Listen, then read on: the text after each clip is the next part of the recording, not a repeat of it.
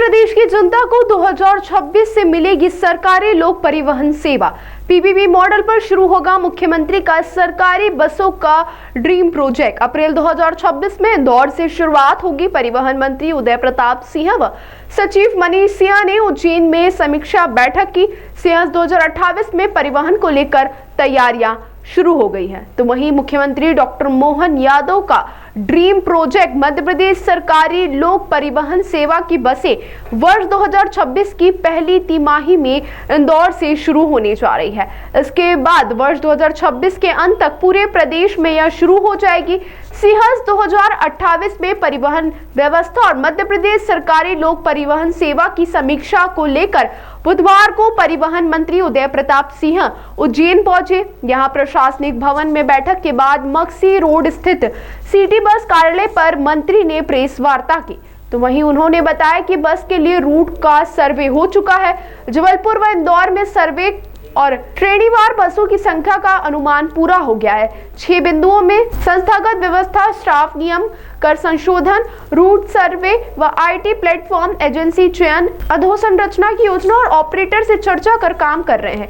बसों का किराया किफायती हो और ई बसों का उपयोग हो, इस पर ध्यान दिया जा रहा है। वहीं परिवहन विभाग के सचिव मनीष सिन्हा ने बताया कि इस बस सेवा में सबसे अधिक यात्रियों की सुविधा पर ध्यान दिया जा रहा है। यह पीपीपी मॉडल पर आधारित रहेगा। तो वहीं यात्रियों के लिए स्वच्छ एवं सुविधाजनक बस स्टैंड जन निजी भागीदारी से उपलब्ध कराए जाएंगे। शहर एवं ग्रामीण क्षेत्रों में सर्वसुविधायुक्त निर्मित बस स्टाफ उपलब्ध होंगे। इनका निर्माण भी पीपीपी मॉडल पर किया जाएगा। बस ऑपरेटर अपनी बसों की सुरक्षा एवं मेंटेनेंस कार्य कर सके, इस हेतु प्रत्येक जिले में बस डिपो पीपीपी मॉडल पर निर्मित किए जाएंगे। सभी बसों में सीसीटीवी कैमरा, जीपीएस लगे होंगे, जिससे यात्रियों की सुरक्षा सुनिश्चित हो। हमारे मुख्यमंत्री जी माननीय मोहन यादव जी की अपेक्षा है कि 2028 में जो सिंहस्थ का आयोजन इस ऐतिहासिक धार्मिक नगरी उज्जैन में होने जाने वाला है, उसमें उसकी तैयारियों में जिन विभागों की भूमिका रहने वाली है, उनको तैयारियों को लेकर सजगता से धीरे धीरे आगे बढ़ने की आवश्यकता है। तो उसको हम लोगों ने एक प्राइमरी बैठक आज यहाँ पर परिवहन और स्कूल शिक्षा विभाग की थी और पूरा स्थानीय प्रशासन के साथ, हमारे विभागों के साथ, रूट्स कैसे होंगे, कहाँ से किस तरह से बसों का संचालन होगा और जाम आदि की स्थिति न बने, उस पर क्या किन परिस्थितियों में हमें काम करना है। और चूँकि अप्रैल का महीना रहने वाला है, मई का, तो उस समय हमें पूरा कैलेंडर ऐसा बनाना पड़ेगा 2028 का कि बच्चों के एग्ज़ाम पहले हो जाएं। उस समय हमारा अमला भी खाली रहे, हमारा जो बिल्डिंग्स हैं वो भी खाली रहें, करोड़ों लोग आएंगे, कब किसको किस तरह की सुविधा की आवश्यकता पड़ जाए, उन सब चुनौतियों पर एक तैयारी के रूप में आज यहाँ हम आए थे। और रोडवेज बस को लेकर मुख्यमंत्री का ड्रीम प्रोजेक्ट है, वो क्या पूरा रोडवेज बस का मुख्यमंत्री का ड्रीम प्रोजेक्ट है, कब से शुरू हो रही है और क्या पूरा है? हमारी मुख्यमंत्री सुगम परिवहन सेवा योजना जो सरकार का लक्ष्य है कि हम 2026 में इसको इंदौर उज्जैन संभाग से इसकी शुरुआत करें। एक पीपीपी मोड पे एक हमारी कंपनी बनी है प्रदेश स्तर पर, वो जो एग्जिस्टिंग पुरानी हमारी जो 7 कंपनियां काम कर रही हैं, उनके आपस में अलायंस के साथ इसको हम आगे बढ़ाएंगे।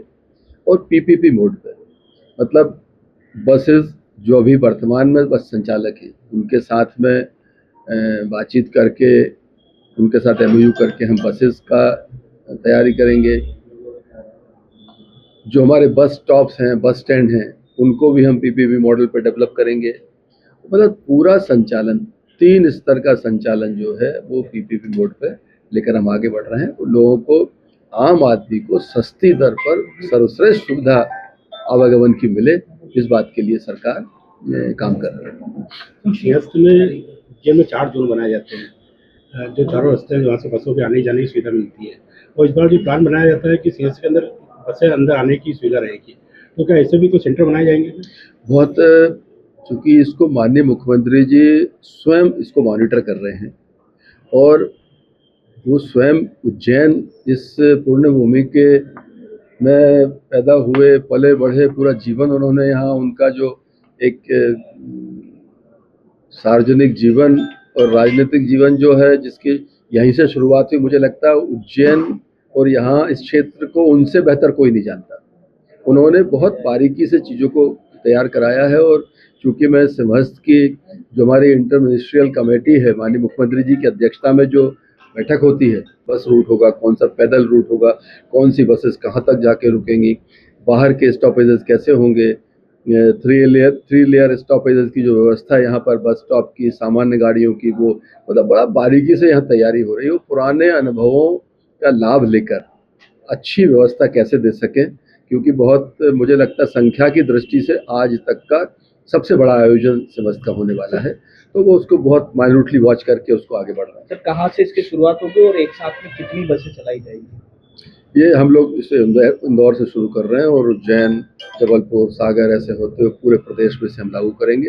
और हमारा लक्ष्य है कि इसको 26 में के शुरुआत में अप्रैल के आसपास हम इंदौर शुरू करें और 26 खत्म होते होते इसको पूरे राज्य में हम इसको नीचे तक उतारें। अभी माननीय हमारे विभागीय मंत्री जी ने भी ब्रीफिंग दी है इस सभी को, और इंदौर संभाग से शुरू किया जाना है इसको। और सर्वे का कार्य हम लोगों का उज्जैन, इंदौर, सागर, जबलपुर का लगभग समाप्त हो गया है। रूट प्लानिंग चल रही है। पहले रूट प्लानिंग होती है, कौन कौन से रूट्स रहेंगे, क्योंकि ग्रामीण क्षेत्रों में भी अब सड़कें काफ़ी ठीक हो गई हैं, जहाँ जहाँ बसें जा सकती है उसको भी हम लोग ले रहे हैं और व्यवस्थित रूट प्लानिंग हो रही है। अभी जो देखने में आ रहा है, जो वर्तमान परमिट इशू हुए हैं उसमें कई जगह ऐसी स्थिति भी है कि परमिट इशू हुए हैं, बसें नहीं चल रही हैं।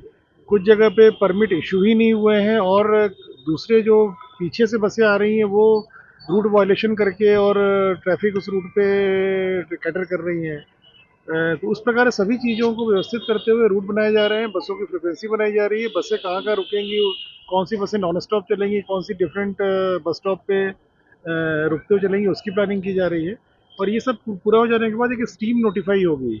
मोटर व्हीकल एक्ट जो गवर्नमेंट ऑफ इंडिया का है 1988, उसका चैप्टर 6 में कई सारी धाराएं हैं, 97, 98, 99, 100। इसके तहत एक स्कीम बनाई जाएगी और स्कीम का नोटिफिकेशन होगा और उसमें ऑपरेटर से हम लोग अब चर्चा करना शुरू कर रहे हैं। कुछ ऑपरेटर से प्रारंभिक चर्चा कुछ एसोसिएशन से हुई है।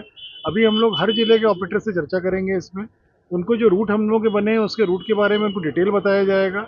उनसे हम लोग गाइडेंस भी चाहेंगे कि अगर हम लोग के प्लानिंग योजना में कहीं कोई कमी है, क्योंकि ऑपरेटर्स कार्य कर रहे हैं, उनको ज़्यादा नॉलेज है फील्ड की, तो वो हम लोग को उसमें सजेस्ट कर सकते हैं, जो सुझाव दे सकते हैं, जो भी उसमें करेक्शंस है वो करेक्शंस भी हम लोग करेंगे। और इसके बाद स्कीम को हम लोग सुनवाई करते हुए 30 दिन की आपत्ति बुलाते हुए, सुझाव बुलाते हुए और नोटिफाई करेंगे। रूट नोटिफाई हो जाने के बाद बस ऑपरेशन शुरू होंगे और उसमें ITMS प्लेटफॉर्म रहेगा, जिसके माध्यम से हर बस, अनुबंधित जो बसें रहेंगी हम लोगों के कंपनी के साथ में, उसमें हर अनुबंधित बस की स्ट्रिक्ट मॉनिटरिंग की जाएगी उसके मूवमेंट को लेके। ITMS में जब भी किसी बस का वायलेशन पाया जाएगा कि ड्राइवर का कोई संचालन गलत तरीके से हो रहा है, क्योंकि कैमराज रहेंगे, VLTD उसमें इक्विपमेंट रहेगा जो हर 2 से 5 सेकंड में डाटा हम लोग को देगा कंट्रोल रूम में। और कहीं भी वायलेशन पाया जाएगा और कंट्रोल रूम के फ़ोन पर रिस्पॉन्ड नहीं करेंगे तो उसमें हर ज़िले में फील्ड की फ्लाइंग स्क्वाड्स भी रहेंगे, फील्ड फ्लाइंग स्क्वाड। उसमें हम लोग रिटायर्ड मिलिट्री या रिटायर्ड पुलिस ऑफिसर्स को भी रख रहे हैं उसमें, और उनके माध्यम से नियंत्रित करेंगे। और मेरे ख्याल से साल 2 साल में ड्राइवर के प्रशिक्षण किया जाएगा, कंडक्टर का प्रशिक्षण किया जाएगा, ऑपरेटर्स को हम लोग ब्रीफ करेंगे जो जिम्मेदारियां हैं, पोर्टल कैसे यूज़ करना है। मेरे ख्याल से साल 2 साल में सभी चीज़ें व्यवस्थित हो जाएंगी।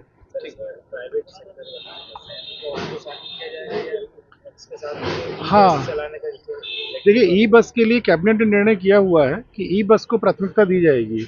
अभी प्रारंभिक स्तर पे जो बसें ऑपरेटर्स चला रहे हैं उससे लगभग उससे ज़्यादा बसों की डिमांड हम लोगों के रूट्स के बनने से आएगी। तो कोई भी बस ऐसी नहीं रहेगी जिसको कोई रूट ना मिले, सभी बसें कहीं ना कहीं हम लोग से अनुबंधित हो सकेंगी।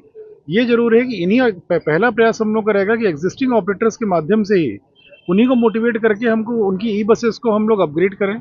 ऐसे रूट्स दें हम लोगों को ई बसेस के लिए जिसमें उनकी EMI भी चुकता कर सके, क्योंकि अगर ई बस खरीदेंगे तो लोन लेना होगा।